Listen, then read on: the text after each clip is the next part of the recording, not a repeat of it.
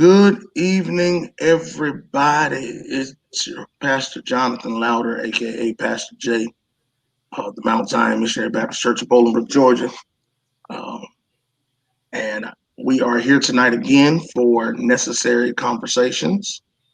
Um, and we had so much fun last week. We want to come back and talk about this again. Some more things tonight, and I am grateful again to have some wonderful men of God who I look up to, as well as who are an integral part of my life and ministry. And I'm grateful that these gentlemen have came back tonight for us to dialogue. Pray that everybody's had a great day, a fruitful day. And again, what we would like you to do is like, comment, and share this episode of Necessary Conversations. In the comments, please let us know where you're watching us from and participate in there. If you have any questions tonight, you can put them in the comments, and what we'll do is we will do our best to address them prior to the end of this broadcast. So let me go ahead and bring our panel back in and introduce everybody once again. We're going to go on down to Kathleen, Georgia. Yeah, baby.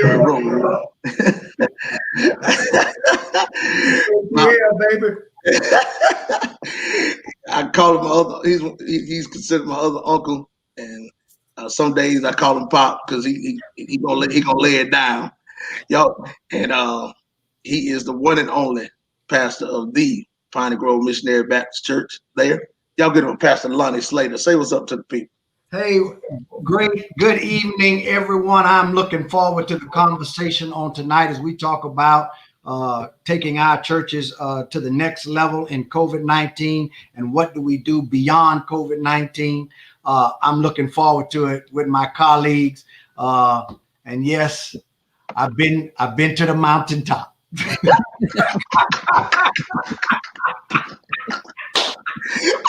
Hey, wait a minute. Please, we got to go back up there. We got to go back up there. Because he's seen the promised land.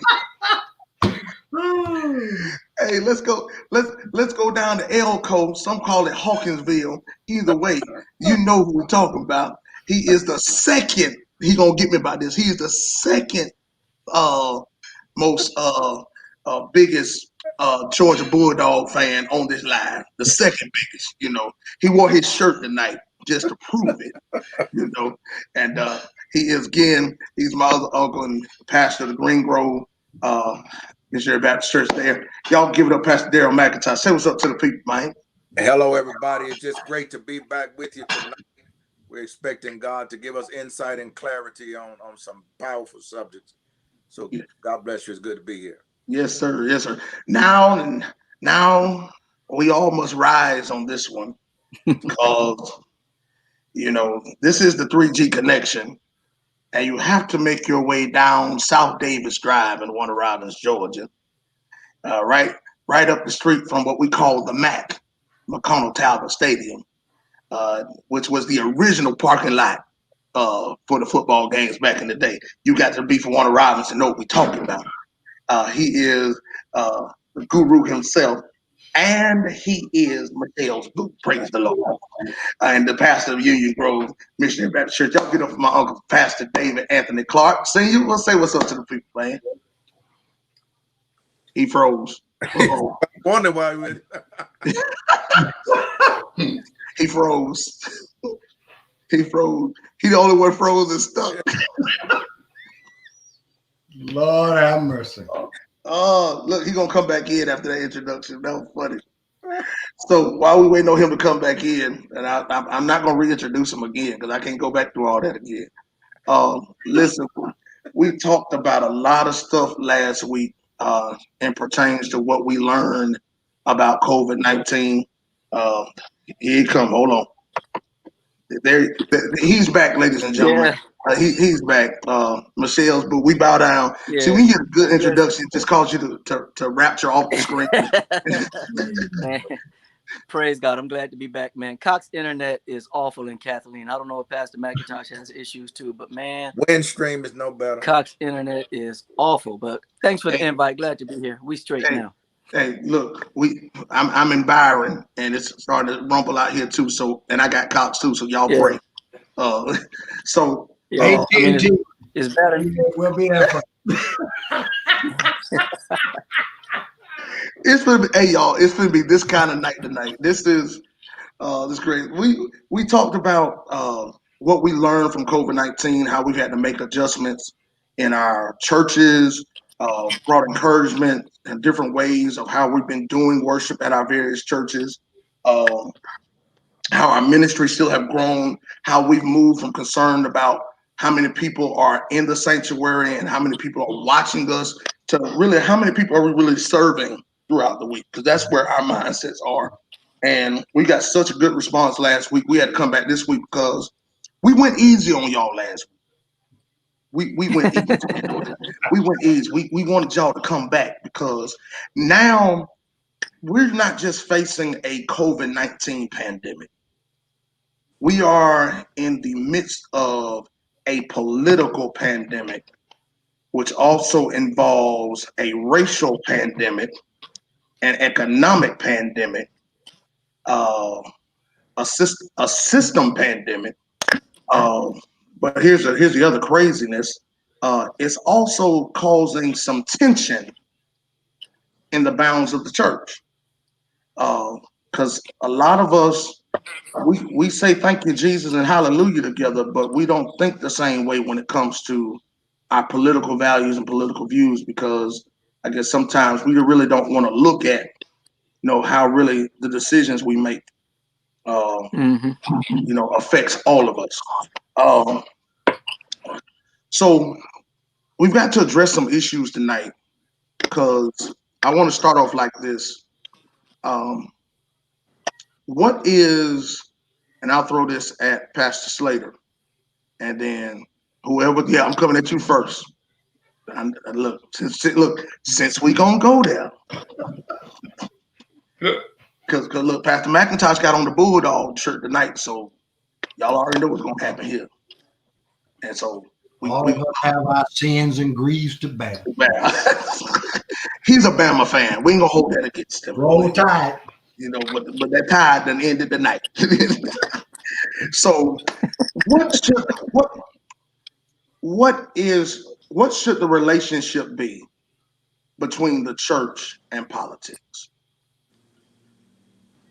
For me, I think we need to make sure that our members understand that they are an important part of the political process.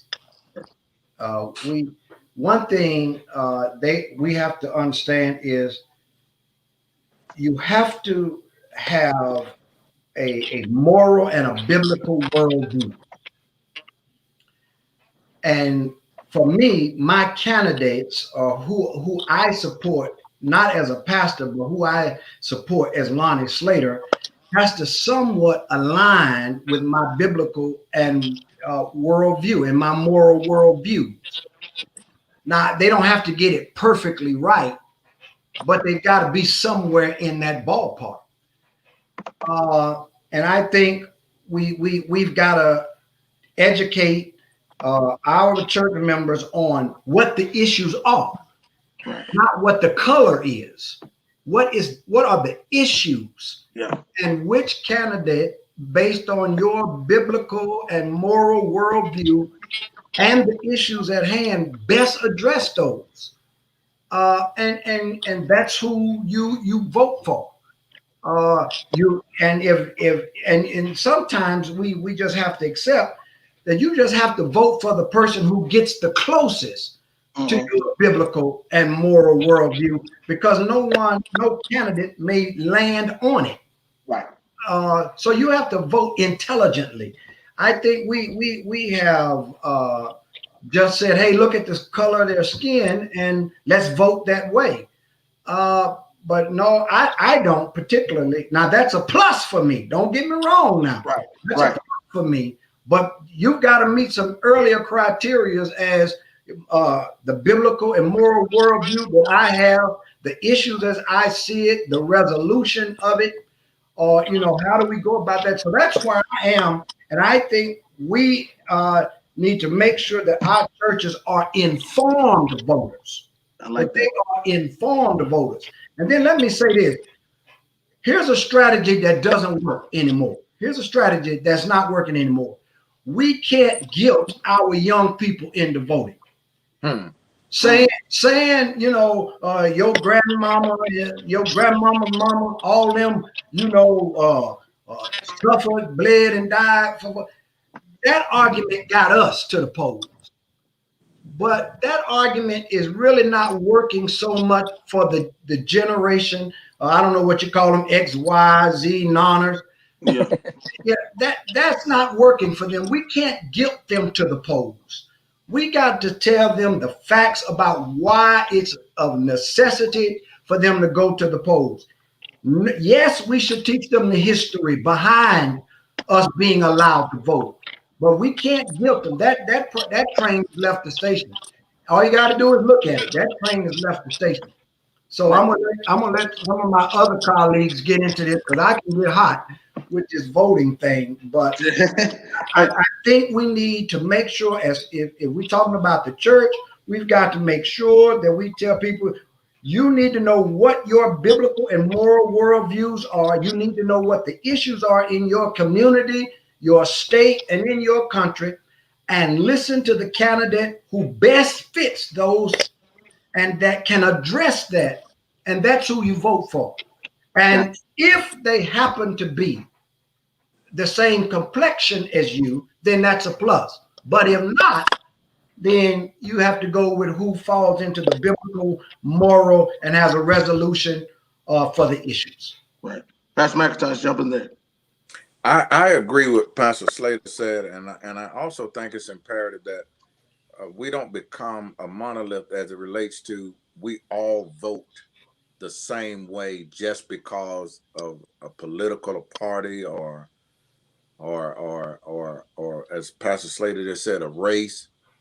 We've got to be intelligent voters. We've got to take the time to look at and digest the individual platforms of the parties, of the candidates, and make sure that we are thoroughly abreast to those things. One of the things that I liked about we've been talking about, Pastor Slater, and matter of fact, Pastor Clarke also, about appointing people within the context of our church that can help us with voting registration, with bringing people in that can lay out agenda items and show where the candidates fall and all those different things like that, so that the church doesn't get into the business of telling our people who to vote for. Right. We make sure that they are understanding each candidate and where each candidate falls as it relates to what they believe and what's most beneficial to their kitchen table items. And I think another thing that's really important is that we understand that we're not electing a pastor. And in most cases, we're not electing a spiritual leader. And sometimes we can get people and we hold them to a standard that most people themselves could not even meet. Right. And so we just have to be realistic with these are flawed people. We have a flawed process, and we try to pick the lesser, in many cases, the lesser of two evils, and just try to make the best out of it. And so that's where I think we have to be realistic as a church body. And I like that. But I'll finish that. Go ahead. Yeah. You see, you said something there, and before Pastor Clarke jumps in, one of the previous episodes I had, and Pastor Slater really helped me with this more than he knew. We talked about when I was doing this earlier with Pastor Paul Little, Shanita Davis, and Pastor Dominic Johnson, and Bonica Miller, and Pastor Craig Moore. We all were talking about, from protests to the polls, that every church needs a social justice ministry. Establish one that helps people understand the social and civic issues of their community, informs them on elections, not just certain candidates, who all the candidates are. I think sometimes we are so keen, due to the plus of we see somebody who looks like us, that most people just gonna jump and vote for that person based off, oh, I see my own complexion. But then if you really haven't done your due diligence into their platform, you may be voting off color, but not voting off context. You see what I'm saying? Mm-hmm. You know, and because some people have this misnotion that just because a person looks like me, I gotta vote for them, and that shouldn't be the case. It's good that we live in a country that we have diversity and in racial can, but like my mom used to tell me, every Kool-Aid don't taste the same. Y'all will catch that later. Every Kool-Aid don't have the same flavor. Yeah. uh, it can look like Kool-Aid, but it don't taste the same. So you got to be very cautious and careful. And I like what Pastor Slater said, which helped us start this initiative. And if anybody is watching us and they are a part of a church or pastors watching us and wants me to send them some information in regards to getting that started, or aid in starting that, like with voter registration, all that in your church, just send me a message, and I'll be glad to send that information to you, because that's what we're about. So, in that regards of understanding not just who we're voting for, what we're voting for, Pastor Clarke, how do we bridge the gap in this as well between our moral values and at the same time understanding the power of having an agenda? Meaning, when a candidate comes to me and says, I need your support, and they bring you their agenda, when you look at it, how do I not get trapped in the fact this looks better? Because you can put something on paper that looks good, but if you never tell me how this is going to come about, because there's I think, Pastor, you call it the accountability piece. We gotta hold people accountable. So how does the church at the same? So answer the question: how does the church, the relationship between politics and the church, but at the same time, what is the church's role in holding people accountable? Who, when it comes to this, to politics and politicians. Yes, sir. I have to agree with my brothers, man, that we do have to be involved, and it can be very difficult. As Pastor McIntosh stated, man, it's a very flawed process, flawed people. Politics is a very dirty game. I mean, it's just a very dirty game, and they can put anything on paper. They can say anything when they stand at the mic. It's hard for me to find politicians that are truly trustworthy.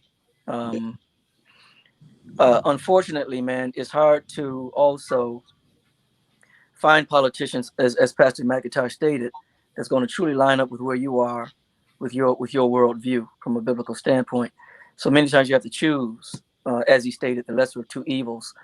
And sometimes, man, it just takes prayer for me and communication.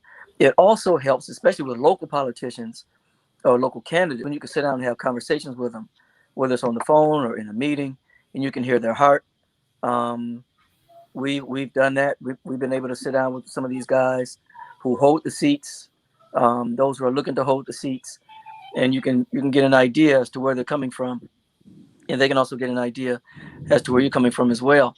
So locally, man, it really helps an awful lot because you have access to a lot of these politicians. So that helps us tremendously, and I would encourage as many pastors as possible to take advantage of that and use it as leverage, and then convey to our congregations in a way that doesn't break the law or even make it look suspicious who we've talked to, how we feel, and what we made clear, and sort of leave it at that. But nationally, man, I know the last election, I told my church, man, it's awful because I feel like I got to pick between a raggedy Pinto and a raggedy Vega. Both of them raggedy. It's just which one do you think you can really trust to get you where you think you need to be? Right. And that's a shame. That's a shame, but that's where we are. So that's the best I can offer. It really helps again for us to have these conversations, listen to these people intently, know when they're lying, which is almost anytime they open their mouths. Right. But sometimes you can't get the truth. I can say, and be willing to sit down and listen to people who are in an opposite political party than what you may typically vote in. Right. So you can hear their heart and see what's Yeah. really going on and get a better understanding. And thank God for that privilege as well. Yeah. Because I think a lot of times we that's the hard part, the dialogue crossing the lines. Crossing because to be honest, politics in today's world now, you can see more of the racial agenda than ever before because there's so much that's going on. Um, Unfortunately, we have 46 minus one, who has no filter. But then, and if you know who 46 minus one is, that's the man who currently occupies 1600. 1600 Pennsylvania Avenue. Uh, Black Lives Plaza. Yeah, Black Lives Plaza. Praise the Lord. Mister, I can hold up a Bible, but I can't tell you what's in the Bible. That's a whole nother subject. Yeah. We're going to talk about that too. But I was really hoping we could get Bishop Greenleaf to run for president, but hold on. Hey, listen. Hold on. I need everybody real quick. Give us 30 seconds for a moment of silence for Bishop Greenleaf. All right, we back because we got to find out tonight what Bishop if Bishop really did die. Yeah. But I think we've got to be very, in this moment, we can't allow our emotions to mishandle our values. You know what I'm saying? Because today history was made in America because the first, we might as well call it what it is. She's an African American, Indian, a multicultural woman selected for the vice president's position. Now, it's history, number one, because of her background, but this is the first woman selected for that position on the Democratic ticket. And this just ain't any Joe Blow. She's the second woman. She's the second woman. Okay, second woman. But she has, this is one that, as all politicians, come with baggage. We just got in trouble with Mama Michelle because she said we need to stop, but I ain't.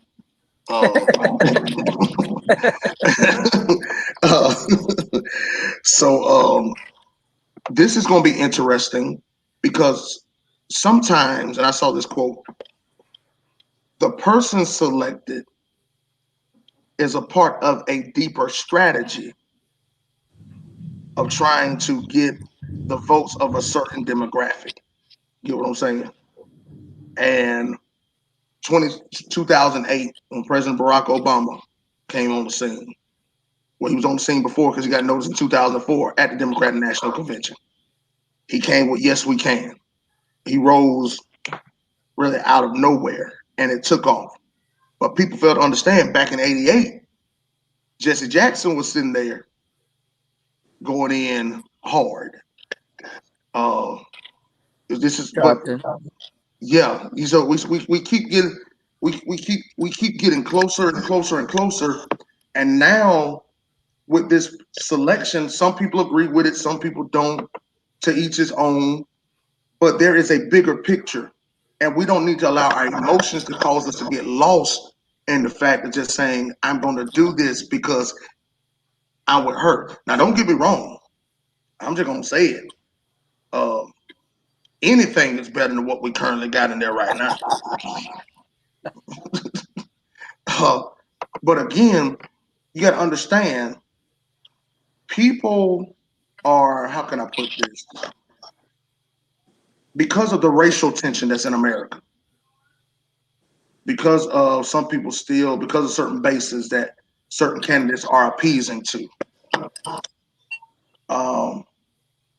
We've got to have tunnel vision when it comes to understanding and educating our people about, hey, these are the issues we're facing. This pandemic has exposed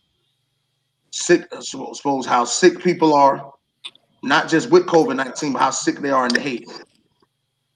It's exposed how we feel about each other when it just comes to the color of our skin. We have Black Lives Matter movement getting ridiculed because people are just, won't y'all say all lives matter? All lives do matter. That's common sense. But we're trying to educate you on the fact that you can't say all lives matter if Black and brown people lives don't matter. Right. I mean, it's just the thing that works. But then also, like I've been challenging people, we cannot just stay on this Black Lives Matter for a moment. And then as soon as we get quote unquote what we want, we stop talking about it. I mean, heck, Breonna Taylor still the cops ain't been arrested. You have almost called him another name, but I'm trying to stay clean. Mitch McConnell, who is wishy-washy. So how do we not get caught up in our emotions in this season? Let me say something here. I think it's important that we understand our history. This 2008, 2009 revealed something that people knew, but people were too polite to say. Mm-hmm. Is that the veneer of civility as it relates to race was a mile wide and only an inch deep. Obama being elected as president revealed the heart of our nation. Wow. In some cases, it was good. Many cases, it was bad. But what I saw and what I'm still seeing now is that the racial animus that people have is so deep that it will cause them to work against their own self-interest. When we look at now this pandemic, if you look at all the states that voted against Medicaid expansion, mm-hmm. now you've got all of these people that were talking about we don't want anything Obamacare and all this. Now they allowed that racial hatred of that man to cause them to vote against something that was actually beneficial to them. That's right. And I think as a people, we have to be keenly aware that that's the history and the makeup of the psyche of our country. Yeah. That we have people that will die and rather go straight to hell rather than for racial reconciliation to happen. And then there's systematic structures that we're dealing with until they're dismantled. We can talk and we just whistling in the wind. Some of these things are not broken. Some of these things that we're working with and looking at, they are not broken. They are working the way the system was designed to work. And we've got to go in and dismantle some things. We've got to go in and call things what they are. I was telling Pastor Slater, we had a situation in my area in Elko where one of the white churches wanted to fellowship with me, with our church. And the pastor and I talked, and I told him, he said, "You think your people gonna have a problem?" I said, "I can speak for certainty. We're not gonna have a problem." But I told him, "You're gonna have a problem." Mm. And they came and he tried to force them to come. And I hadn't seen him in a couple of months, and I called him and asked him, "Hey man, how are you doing?" And the next thing I know, this guy was moved out of the pastor's parsonage. He's up outside of Atlanta selling cars, and I don't even know if he's still in the ministry now, because the hatred of people is so deep like that. And so I just think whether it comes to politics, all those things are interly related and woven together. We got to be real with our people. Yeah. We got to be real with our people that, hey, look, this is a fact. This is something that's real. When you got 4, kids getting shot at in cars by police officers that are unarmed and all that kind of crazy, this stuff is real. And so when we're voting, we have to vote with those kind of things in mind.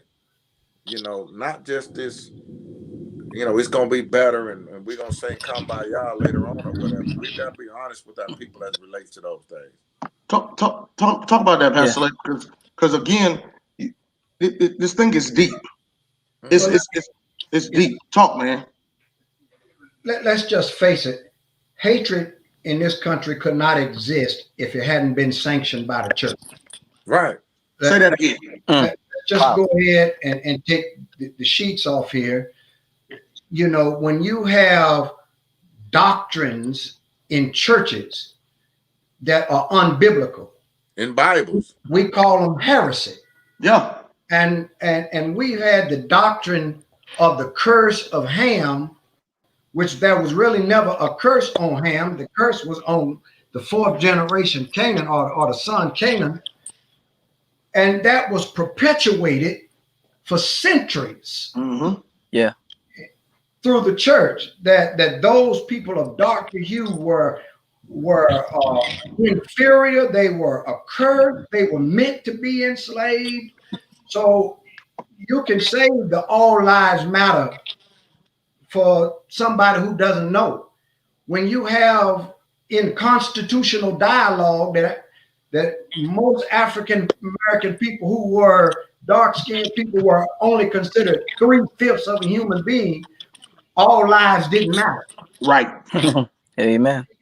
And I can leave the racial card and I'll run into you and tell you that poor people's lives don't matter. All right. Because when you live in a trailer park or a ghetto and you commit a crime, it's burglary. Yep. But if you got money, it might be an extortion, a little white collar crime, and you might be able, if you can afford a good lawyer, you get a fine. You get a fine. And we saw that with the school system. People ripping off college tests, having people cheat and all that.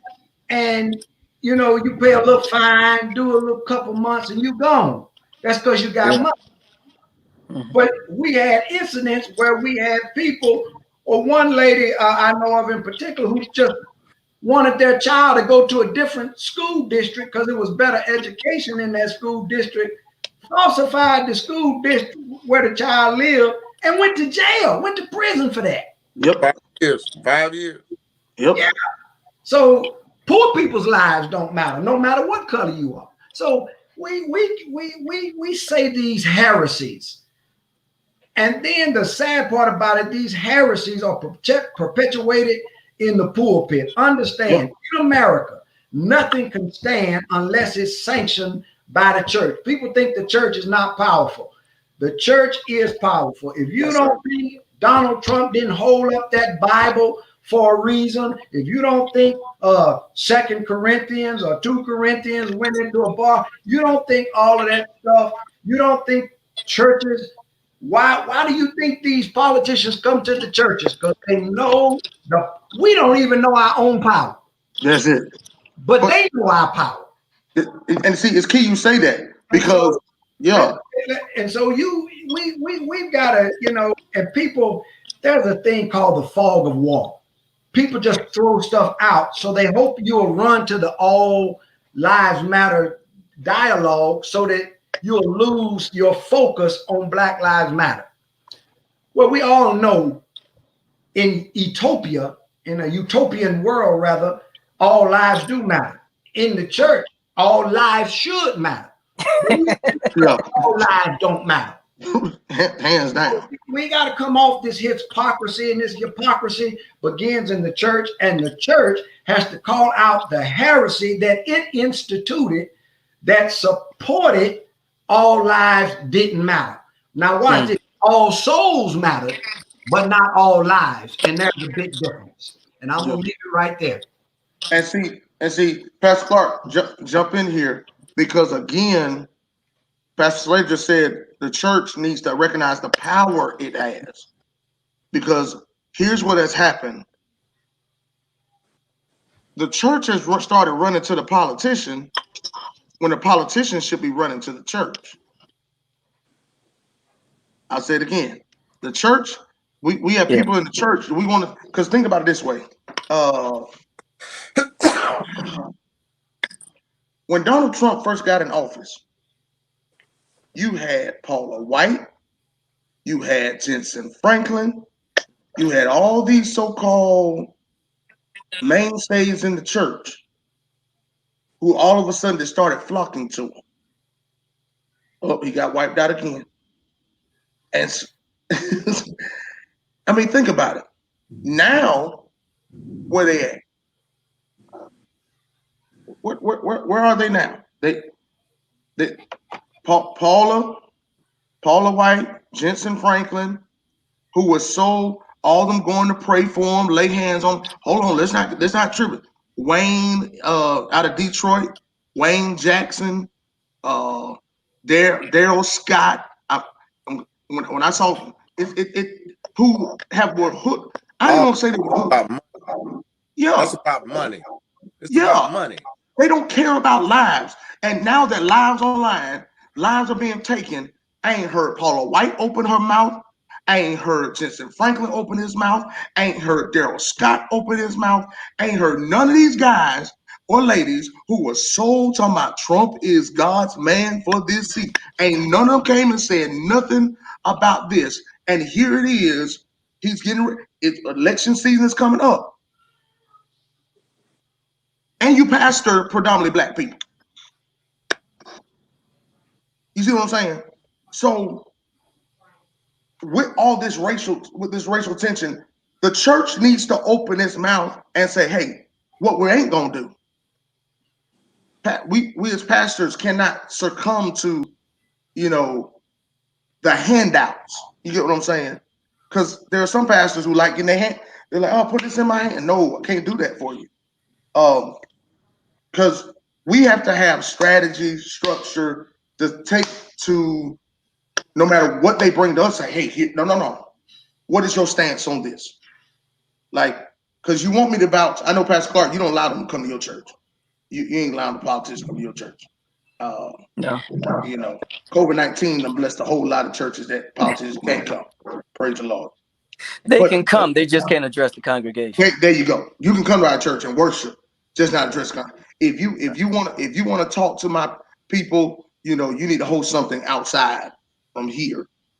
So how do we continually address this and hold people accountable so that people in the church know the power that the church has beyond the four walls? Because again, evangelicals put Donald Trump in Okay. Even apathetic blacks that didn't show up to the polls. There you go. That too. That helped a little bit too. Yeah, that too. Yeah. So yeah, we definitely have to encourage our people to get out and vote, all generations. And I agree that it can be difficult to sell it to the younger generations, the power of voting, the necessity of voting, the efficaciousness of voting. So that is part of it. But at the same time, speak truth to power, but empower our people. One thing I was saying after Obama left office, we can say what we want about number 45, but I asked our people, okay, so we had a black man in office for 8 years. Did that improve your credit score? Wow. Did that help you financially? What did you do? Did you finish school? Did you get your book written? Did you get your business started? Because for some of us, if we're honest, it doesn't matter who is in office if we ain't gonna do nothing for ourselves. And I truly believe what I am doing is I'm trying to preach and serve in a way that empowers people, challenges people, disrupts people out of their comfort zone to do something about their own situation. Because for a lot of us, it really doesn't matter who is in the White House. There are certain things we've got to do for ourselves. That's true. So that to me is paramount. I want to say this, that I agree with the statement that was made that we have to check our own emotions when it comes to voting, but we also have to check our own biases. We can't look at any politician and treat them as if they can't do anything right. we can't do like we did with President Obama. President Obama give him a pass for everything he did. Right. While there were many who were telling us to hold him accountable when he first got elected, Cornel West, Tavis Smiley, they were written off, deemed as sellouts. But they had a point. You know, just because he's black doesn't mean that he gets a pass. He needs to be held accountable just like anyone else. But the moment people were talking like that, they got written off. But once Obama left office, now a lot of political analysts are coming out and questioning, Obama's presidency. So even now, we have to check our own biases. We can't look at anyone, whether they look like us, vote like us, align with us, and treat them like they can't do anything right. We can't look at somebody who looks like us, may act like they align with us, with our worldview, and treat them like they can't do anything wrong. All of us as pastors know what it's like to have members who treat us like we can't do nothing right. There's nothing that we do is good. Ain't none of our sermons good. None of the decisions we make are good. All of us have a crowd that treat us like that. Then we also got a crowd who treat us like we can't do anything wrong. I don't care, that's my pastor. I don't care, that's my pastor. You know your pastor? I don't care, that's my pastor. So we got to check our own biases. We must check our own biases. Hold everybody accountable, regardless of color, gender, political party. Got to hold everybody accountable and empower our people. And let me challenge everyone who's watching, regardless as to who's in office. What are you going to do to lift yourself, to improve your own situation? If you had bad credit when Obama was in office and you still got bad credit now, something's wrong. Right. If you didn't even envision owning your own home, raising your credit score, owning your own business, developing multiple streams of income, having health insurance, a job with having a career rather than just a job. Listen, it's time out for all of that. We got to empower ourselves and teach our children to do all they can to empower themselves as God has graced them to live the abundant life that Christ has come to give us. Watch this. I'm going to ask this question. If you don't take this the wrong way, guys. Y'all are much older than me. Was that a kind way of saying we old? We just don't look like it. That's all, man. Hey, listen, y'all just don't look like it, but y'all are much older than me. Y'all done been to the mountaintop a few times. But here's the reality. I believe if we're going to empower our people, we need to go back and using some of the principles that Dr. Martin Luther King, John Lewis, even Malcolm X used back in the day when the civil rights movement was really gathering. They had the community hubs where we brought the education. We educated our people. We helped our people understand about what it means to own your own, understanding the systems. We spent time, like you said, Pastor Clarke, you can't blame Obama if your credit's still jacked up and since he's been in office and you ain't done nothing about it. You can't blame it. He had nothing to do. That's you. That's us sitting. But it's like, all right, we made it. What is going to be like, now? We can't have these biases. But I still believe we need to go back to where we build these hubs within each one of our communities to educate, strategize, and at the same time, after educating and strategize, applying those things in our community that will help us not just go higher as individuals, but collectively. Because again, we all are facing the same struggle and issues in America, especially as African Americans. You can't. There's still issues when it comes to the judicial system. Oh yeah. That a white man and a black man can commit the same crime, and the black man is going to get a higher sentence, not because of the crime, but because of the color of his skin. You see what I'm saying?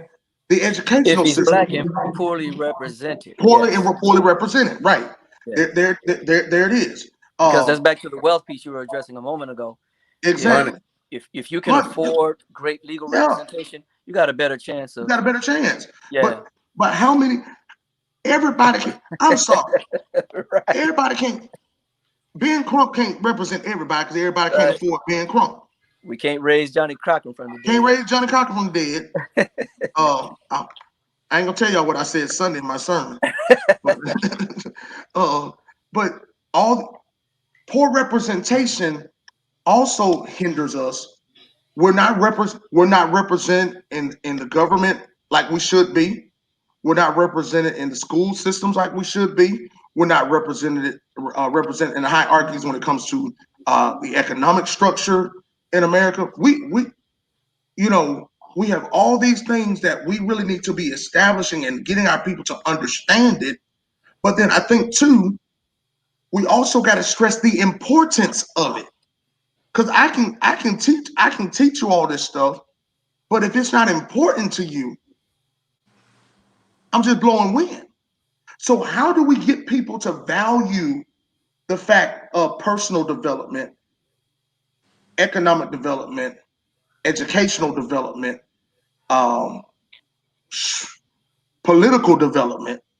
Because again, here's the thing. If you don't find somebody who has your value, meets your criteria, who says you cannot formulate and form your own candidate, your own party, say, hey, this is what we want to do. You get what I'm saying?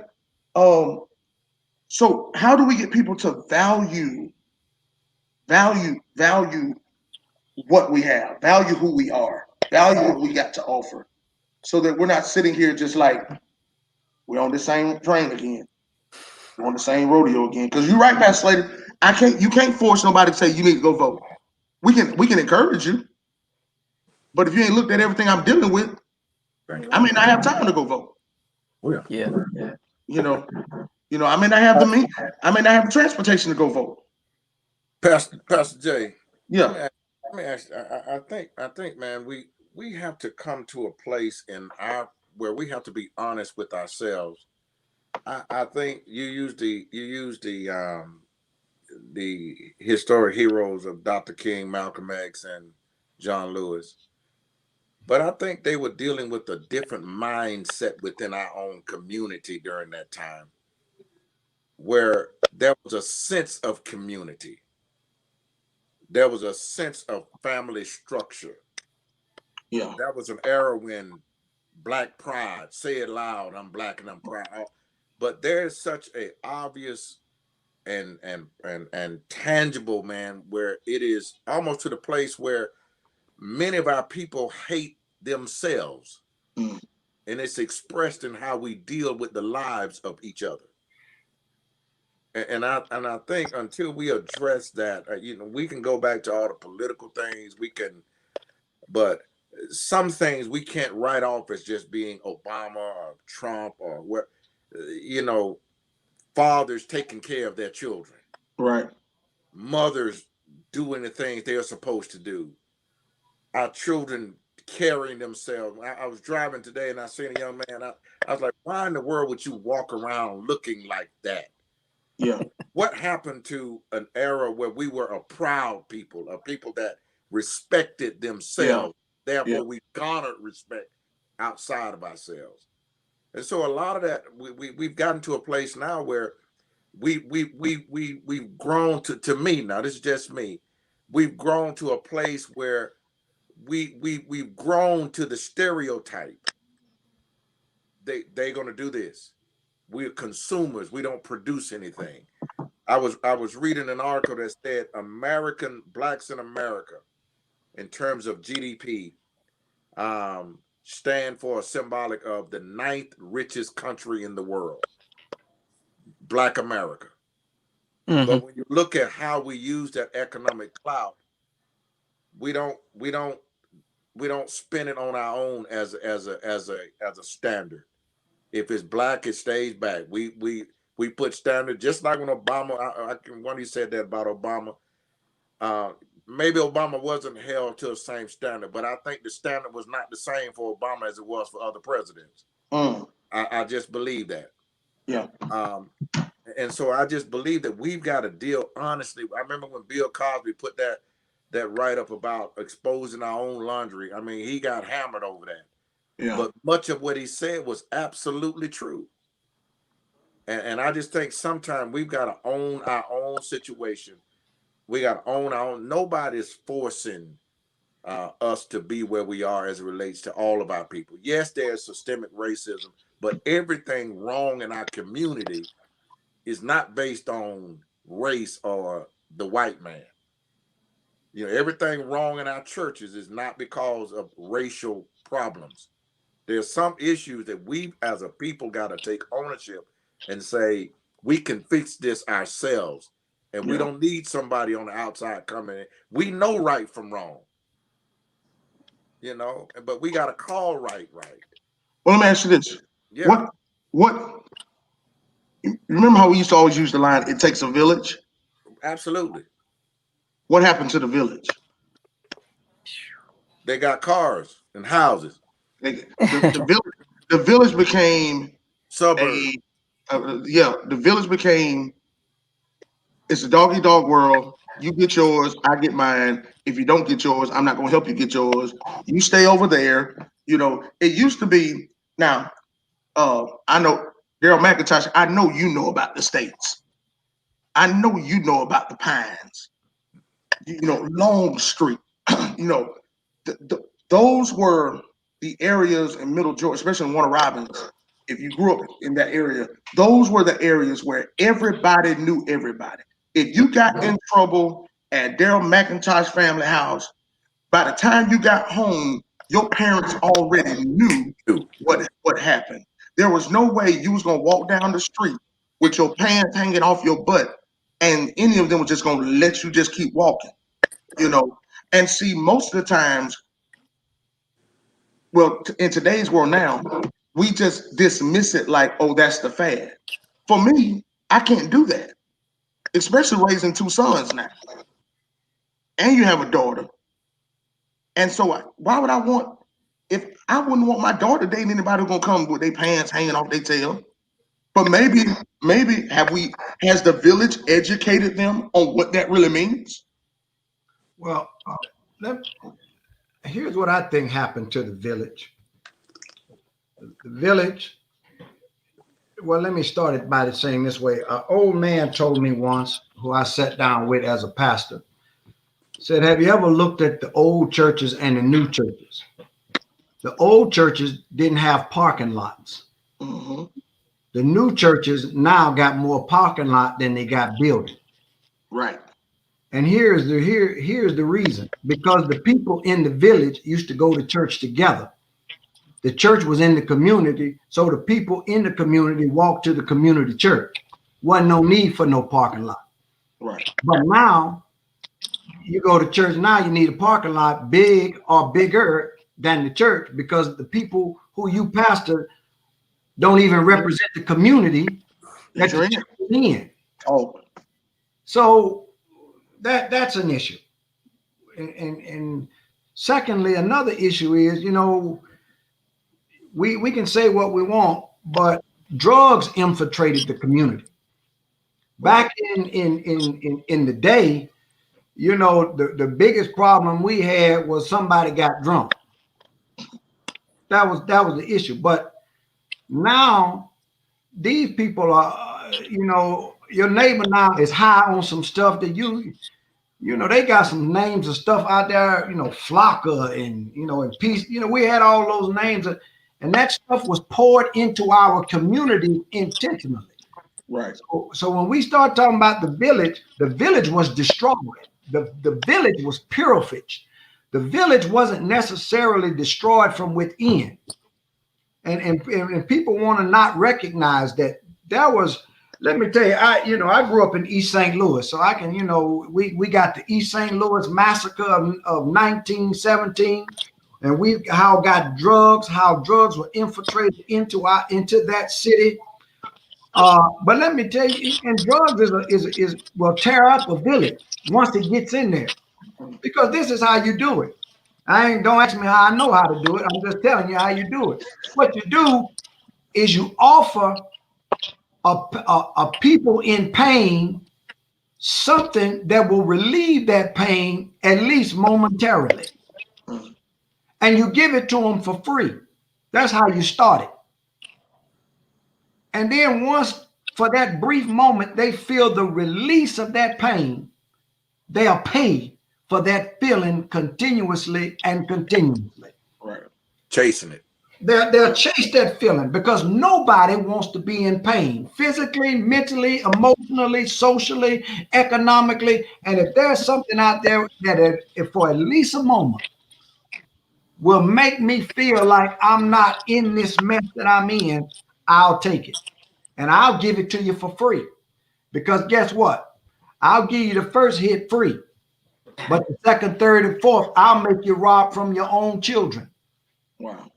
I'll make you buy my product and not put food on your own table. So, the village got destroyed from without, and then it deteriorated from within. And so the village really is no more. And I'm like the rest of you. I would love to go back to them days of where, Dr. King could come and preach at somebody's church, and you would have to put speakers outside. But we don't have that no more. And I'm afraid to say that those days are gone. And because we have become so individualistic, we are just selfish now. That we think that somehow somebody came up with this brilliant plan that you can have a leaderless movement.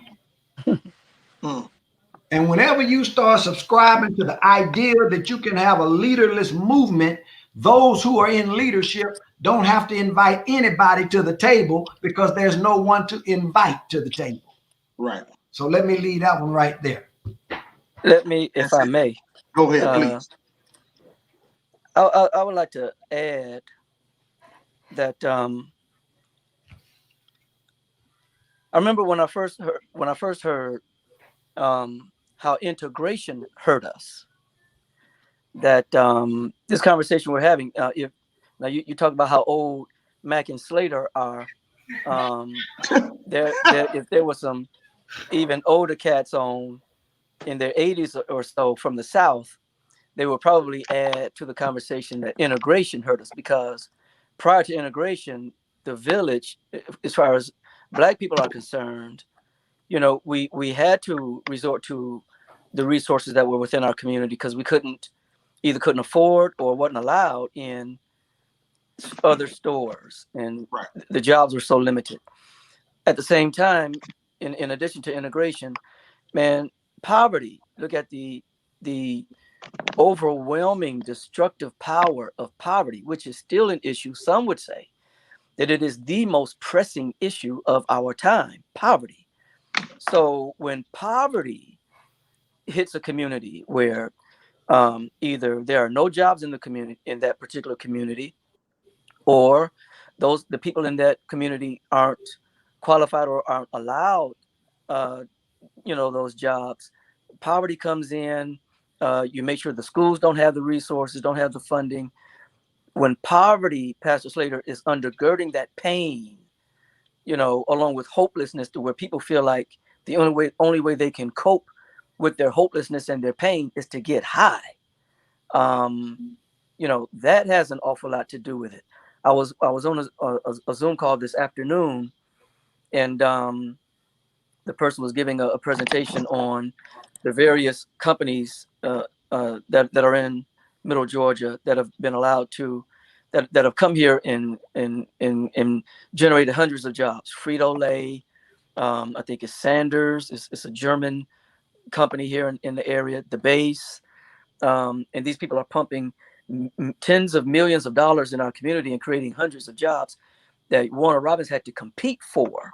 And one of the things that makes Warner Robins magnetic for these companies is our workforce. It's the workforce in Middle Georgia that makes us such a magnet. So when you go back to an era, and it's still prevalent today, where if you can keep people impoverished, that can really work wonders.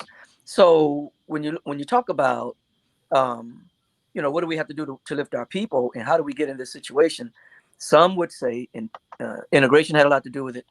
Poverty has had a lot to do with it. So Dr. King, when you talk about a Dr. King, you're still talking about someone who, despite how effective he was still relatively unpopular with an awful lot of Black people, especially in the last year of his life. There's an excellent book by Tavis Smiley, The Death of a King, which chronicles the last year of Martin Luther King's life, and how much hell he caught from some of everybody. People felt like he was outdated. I mean, this man is only 38 years old, 37, 38 years old. Felt like his tactics were outdated. His message, his rhetoric was outdated. They felt like, the Stokely Carmichaels and others may have had more relevance and more appeal. So do we have those voices now? I think we do. I think we had that voice in a William Barber. I think we had that voice in, I give it up for Roland Martin, who is now really trying to get a big piece of the pie of the campaign ad dollars with Black media, because he feel like all these millions of dollars being spent on campaign ads and no Black PR firms is getting a penny of it. Right. So we do have those voices out there, and that's just my 2 cents, man. But poverty is huge. It's still a problem. The Poor People's Campaign is still, William Barber is still trying to make that happen. I would encourage everybody, man. Poverty's got to, we got to address the poverty. Poverty is still a big ticket item. And see, I agree that if we can address the poverty issue, it will also create the raise in value of us taking ourselves even more serious, believing in ourselves again. Because again, what used to be considered areas that used to be considered thriving is now areas that's considered the poverty areas, Like Flint, Michigan. Like Flint, Michigan. Yeah.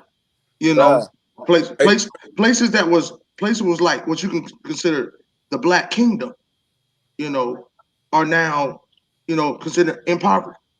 But nobody's talking. I'm not saying nobody's talking about it. Nobody's doing anything about it, or we're not supporting those who are like William Barber, those who are bringing and who's doing his best to push that agenda and get that taken care of, and to make sure, until you fix this, because really what William Barber is doing the same thing Dr. King did when it came to the slums. He's doing the exact same thing. He's addressing it, but we've got to do something about about changing the narrative when it comes to poverty in the midst of our people. Am I saying that the church needs to be the stimulus package for everybody? No, that's impossible. But I mean, Derrell McIntosh, you can try to feed everybody in Elko and Hawkinsville. Somebody's still gonna be hungry. You're right. Pastor Slater, you can feed any and everybody on the east side of Warner Robins with Kathleen and all that. Somebody's still gonna be hungry. Pastor Clarke, you got South Side. Somebody's still gonna be hungry. I can try to feed everybody in Monroe County, Peach. There's no way in the world individually we can do it. But where we can't feed you, who says we can't teach you how to get it? You get what I'm saying? Yeah. Oh yeah. Yeah, I think there are so many barriers, man. Go ahead, Dr. Clarke. There are so many barriers. Years ago, the Union Grove also had the Union Grove Community Enhancement Group, and we had a Life Changers program where people would come to us for financial assistance, and we had these orientations throughout the summer on Saturdays. And so we would tell the folks, okay, we have your applications, we know what you need. Now, we could cut you a check and send you on about your way, but we love you more than that. How about an opportunity to maybe, lift yourself, get yourself out of the situation you're in? So the motto was, rather than give somebody a fish, you teach them how to fish, feed them for a lifetime, that whole thing. We talked about it last week, right? But man, so everything was free, no strings attached. You didn't have to come to the church, didn't have to be a member of the church, didn't have to be a Christian, didn't have to, nothing. Just come to the classes, and we dealt with whatever we felt like we needed to address to really give people fishing lessons, hygiene, how to shop, interviewing skills. If you needed transportation, childcare, we eliminated every obstacle. And we would start around August, take a break in Christmas. January we would resume, and every year, every January, the numbers would drop. We might start out with about 25, 30 students around October. By January, we might be down to 10, 11 students. And then we have a graduation. You finish the program, you graduate in June at the church, had a ceremony Sunday morning, Life Changers graduation, man, we might have 6, 7 graduates to finish the program. So it's now, granted, some people got jobs and they couldn't come to the classes anymore, so they were cool. But then there were other people that you might have a student had a boyfriend at home, suspicious. Why are you always going over there? Well, you must have somebody over there you checking out. You must, so all these barriers, man, and excuses that we try to eliminate. It's hard. It really is. So to find someone who has that hunger that you can tap into, and you can still encourage them, motivate them, keep them going. It's hard to find that I have found it challenging to find that person. Yeah. So I don't know what the solution is outside of us addressing it, exemplifying it, trying not to be condescending, trying not to be bougie.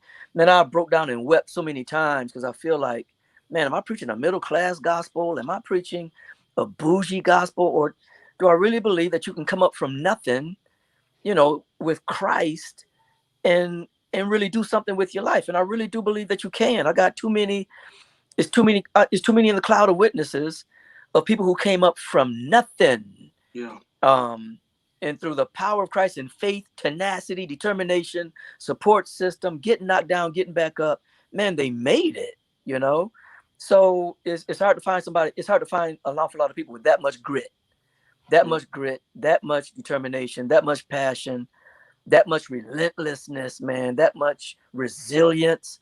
Is really hard to find. It's really hard to find a wide population of those kinds of people. It's hard. Yeah. But if you got all that and Christ, bro, you can make it. Yeah, I agree with Dr. Clarke. We have got to get back to that true grit, because we can look back and some of the stories that people don't tell, about the Madam C.J. Walkers and a lot of entrepreneurs. I think most of our people have lost that. They've lost that. They've lost what I call the EI. They've lost the entrepreneur spirit, and they've lost innovativeness. Yeah. And when you lose entrepreneurship, when you lose innovativeness, then excuses will do. And so you've got to remember, our foreparents, they faced obstacles.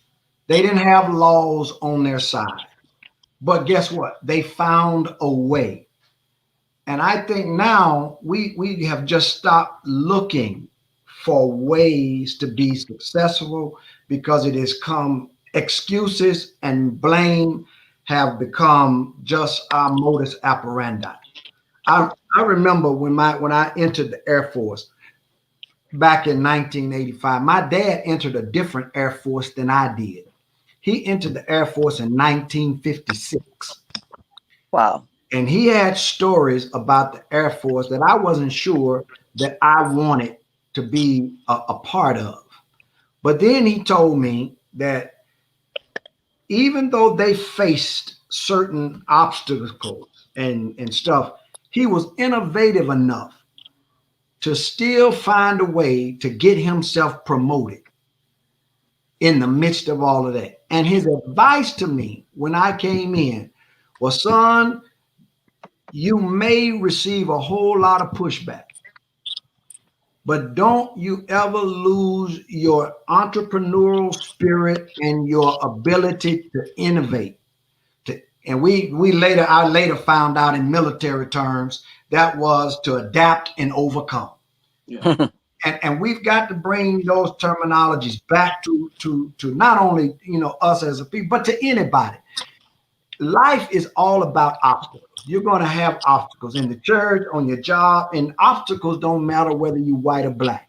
It seems like African Americans, people, minorities have more obstacles than others, but obstacles are still obstacles. And to get over those obstacles, you've got to be innovative. You've got to find legal ways. I always say legal ways. Yeah, make sure you say legal. Legal ways to pull up. Hey, if we hear that old adage, it's wrong to ask a bootless man to pull himself up by his own bootstraps. And I get that, but then sooner or later you got to say, you know what? I'm gonna make something, and I'm gonna go buy my own boots. Right. Pastor, hey, let me say this right here, because Pastor Clarke, Pastor Slater, everything that you all just described is something that you can't teach. Wow. You can't teach somebody how to be hungry. They're hungry or they're not. Right. You can teach them how to focus that hunger. You can teach them how to focus that grit. But that initial desire has to be there. And I think, honestly, and y'all might disagree with me, but I believe that this is a result of a structure in our government that caused our people to be the innovators, as Pastor Slater said, and entrepreneurs. How do you kill that spirit? Handouts. Well, something for nothing, man. Yep. That's right. I agree with it. Narrative that reinforces it. So now you call them shiftless and you call them they won't work, but the whole system was designed to enable that kind of stuff. Yep. And then now you denigrate them and you want to write them off for that same exact thing, because together we are a force to be dealt with. Because watch this, Pastor McIntosh. You always hear people talk. You always hear, those in government or those who want to criticize the African American community about how many of our people are on welfare, or they love to throw that out there. But unless you do your research, you wouldn't be able to throw back at them. We know there's a good amount of African Americans on welfare, but there's more who are not African American on welfare. And the reason, watch this. I'll raise you on that one. There's never been a time there was more blacks on welfare than whites. Exactly. You don't know that. But we don't know that because, number one, we won't educate ourselves to see it. But here's what you just said. We also, when we look at the demographic, the poverty level, which demographic is leading on the poverty level?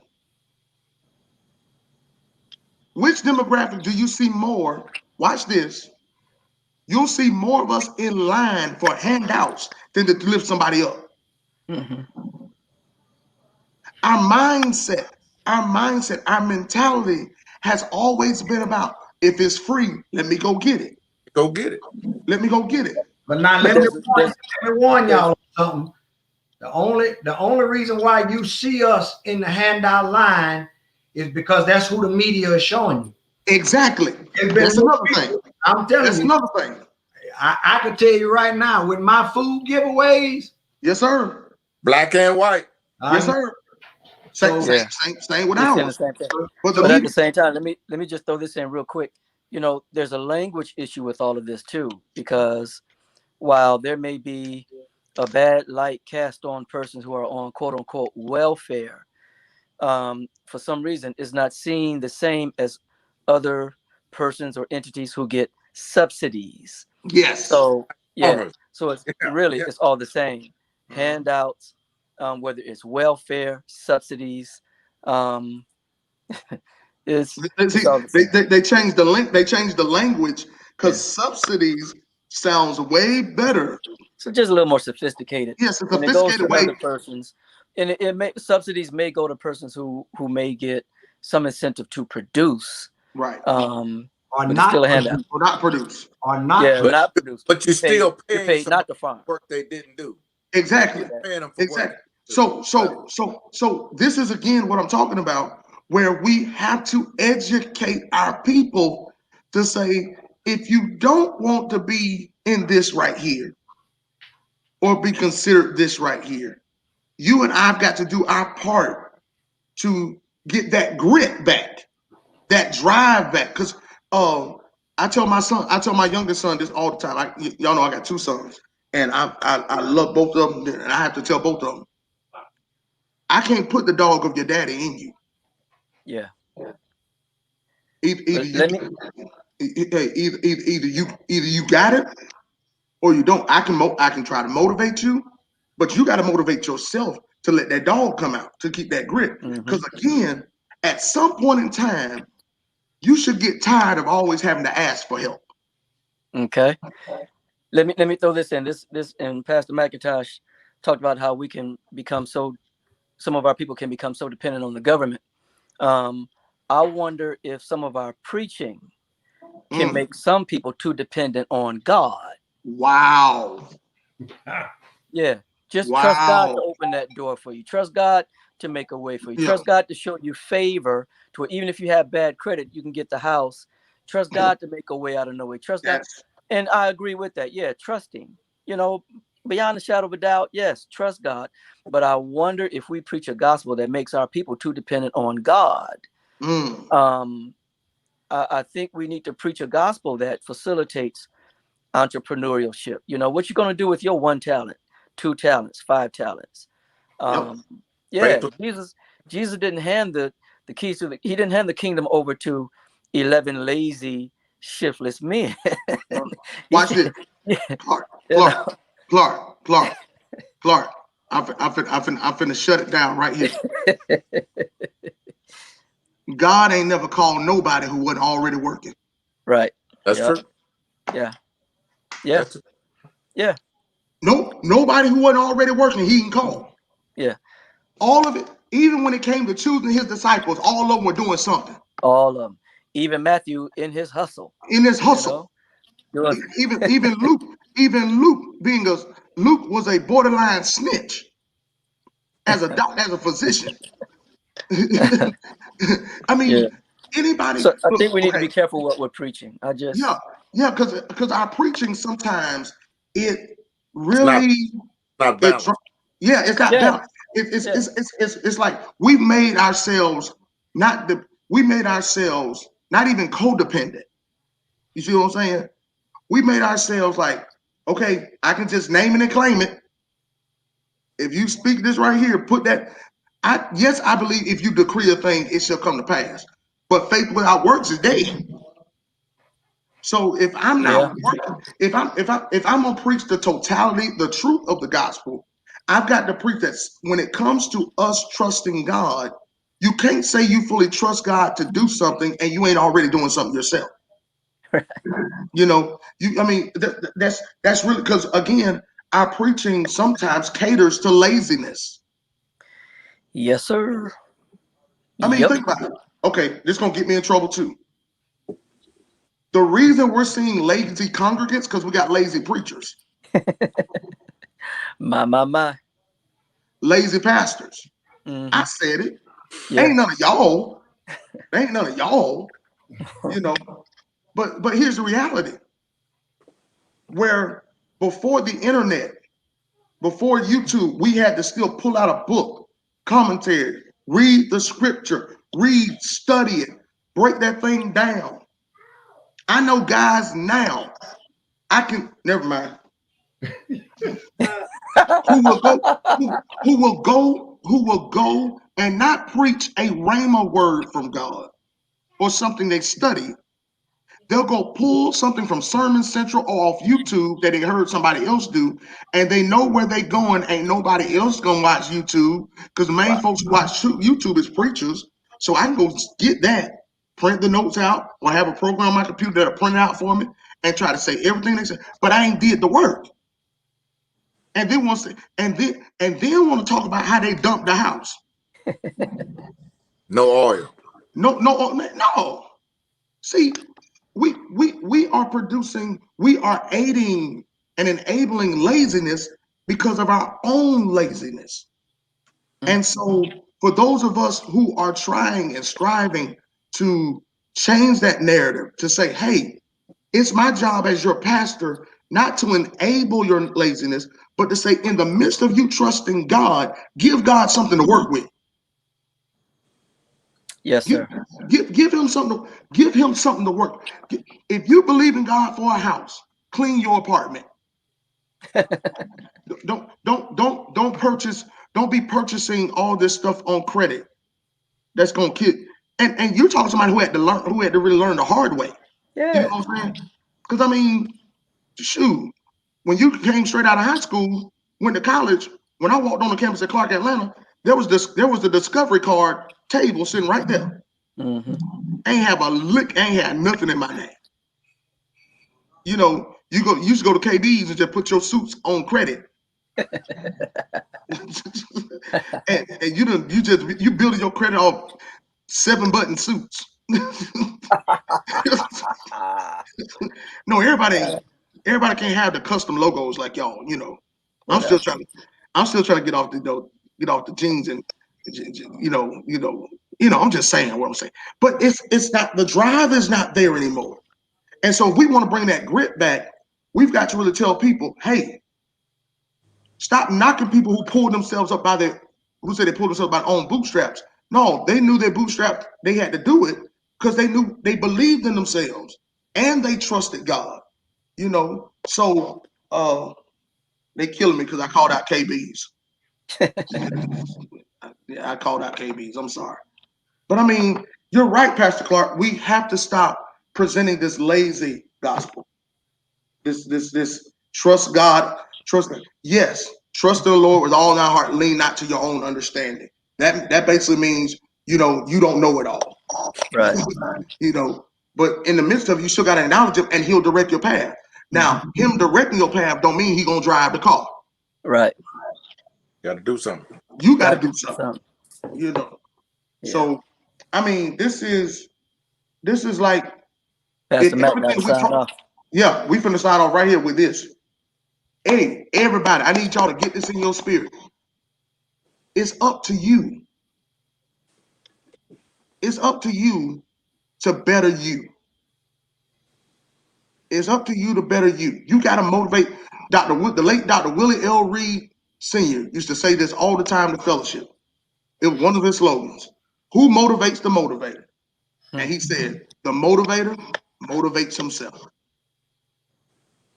That was his slogan. He was basically telling us, like, hey, if you can't motivate you, don't nobody else need to motivate you. Don't be dependent on nobody else to do it. And so we talked about a lot. We talked about, so much trying to get him back. But guess what? We can do stuff ourselves today. We can do stuff ourselves today. We don't have all the answers, but I believe we work together. We can bring about some solutions. Amen. We work together. We get solutions. This y'all hear us. This is not, the work does not end because your candidate got voted for. Because if your candidate does not win, we still got work to do. Amen. We still got work. We still got a COVID-19 pandemic we got to address. We still got racism we got to address. We still got poverty we got to address. We still have systemic racism we got to address. We have all this we got to address. But we can't address it completely until we first acknowledge how we participate in the problem. Amen. So I believe in every one of these pastors who are on here tonight, that I know we're going to be those who do our part to ensure that we'll motivate you with the gospel, but we're going to give you the truth of it to let you know you still got to do your part. Amen. You still got to do your part. Amen. You got to love your enemies. Hey, me and Pastor McIntosh, we still love Pastor Slater, even though he's a Bama fan. So it's just it's a challenge. I still love Pastor Clarke, even though I'm a Celtic fan and he a doggone Laker fan. Hey. So, I ain't gonna say nothing else about that because he gonna talk about how they gonna win the championship in the bubble. He probably got them. He probably got Kobe's on right now. The way they've been playing lately, I don't know. The way the Lakers been playing lately, I don't know if they could beat. I don't know if they could beat Houston County High JV team. Hey, that's what happens when you be in the bubble. Yeah. Listen, I want to Thanks thank for having us on, man. Man, Appreciate I it. thank you guys. I thank Enjoy all it. of you. I enjoyed the conversation, and we're gonna have we'll be dialoguing because we want to come back with some ideas. Not next week. We're gonna give ourselves kind of about a week or two to talk about some solutions that we can present to the people that can possibly help help our communities where we are. Because again, we are pastors. We're into the issues. We see them on a day-to-day basis, and together we can put our heads together and do something that can bring about some light in a dark world. Whatever you do, trust God, but do your part. Do your part. This is Pastor Jonathan Lowder. Thank God for Pastor David Anthony Clarke, Pastor Lonnie Slater, Pastor Derrell McIntosh, the 3G connection. He done threw out the 8. He done threw up the A5. Y'all. Pastor Derrell McIntosh about to go on and do his Bible study. 3 9s, bro. 3 9s. Oh, Jesus. That's an inside joke. Hey, I bet you won't throw up that 912. You got everybody talk about 478. No, we that 912. We that original. Listen, I love you, brothers. I love you, families. Love you too, man. Appreciate it. Y'all be good. Everybody have a great night. You Y'all too. be good. All right. All right.